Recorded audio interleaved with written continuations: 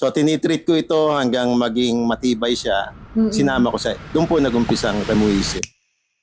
Yung aking advocacy, yung bang isang bagay na itinapon mo, pinakinabangan, hindi mo na binigyan ng halaga. Nakita ko yung yero, pag bulok na, ginamit natin itong bubong eh. Ito yung buhay natin, pinoprotektahan ka niya sa init, sa bagyo, sa ulan, hindi ka nagkakasakit, family mo. Yung yero ng bubong, pag wala yung bahay mong bubong, the time kasi yero yan. Paano ka mabubuhay no kung may init at basa ka? Totoo nga po. So pag bulok na yung yero, pinapalitan natin. Itatapon, ibebenta sa junk shop. So may mga kalawang na yan, butas-butas, kinakain na ng lupa, ang pagkakalawang niya. Papalitan ng bago. Yung ating utang na loob dun sa yero, dahil hinatapon natin, ibinalik ko sa loob ng bahay para bigyan ng recognition na talaga ito yung kinalakihan ko na tumulong sa akin. Kaya binigyan ko sila ng halaga.